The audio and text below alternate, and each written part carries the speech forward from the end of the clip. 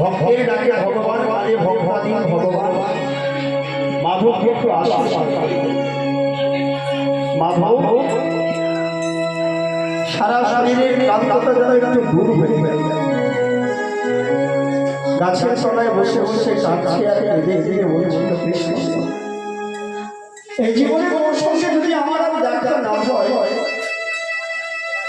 পরজন্মে যেন করুই রাঙা চরণ একবার যদি বৃন্দাবনে গিয়ে পৌঁছতে পারি কৃষ্ণ কৃষ্ণ কৃষ্ণ বলে কাঁদছে। না না না আর বেশি দেরি করলে হবে না, না জানি কত দূর এখন বৃন্দাবন। মাধব উঠে দাঁড়িয়ে কৃষ্ণ বৃন্দাবন কৃষ্ণ বৃন্দাবন বলতে বলতে এক সময় বৃন্দাবনে উপনীত হল। কিন্তু বৃন্দাবনে যেতে হলে আগে সেই বড় নদীটা পার করতে হবে, যার আরেক নাম হলো যমুনা। যমুনার তীরে দাঁড়িয়ে মাধব ভয়ে ভয়ে উঠে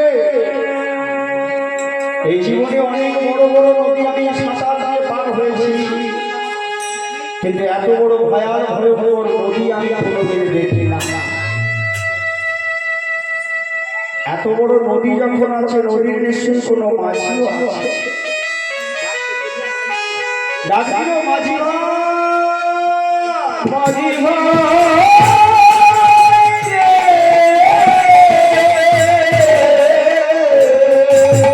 মাঝি ভাই কেউ কি আছো? আমাকে একটু পারাপার করে দাও না। ও কান্ডারি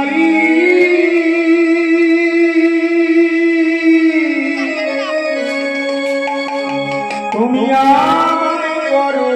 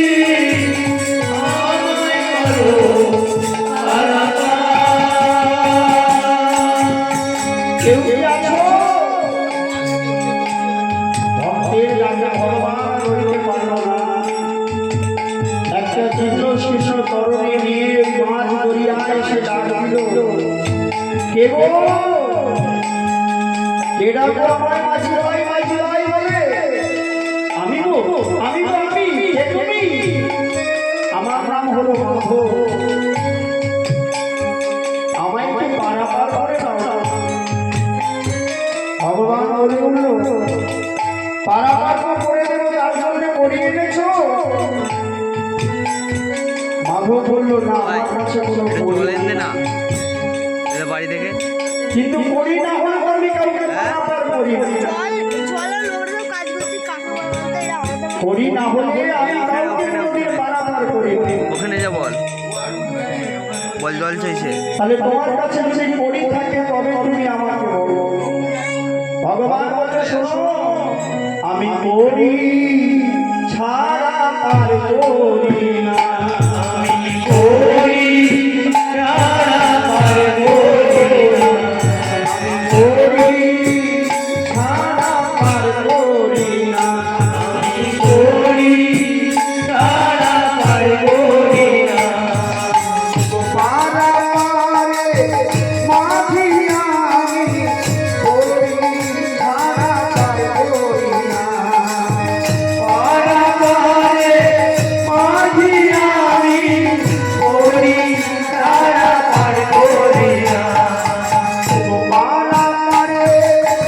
মাঝিয়া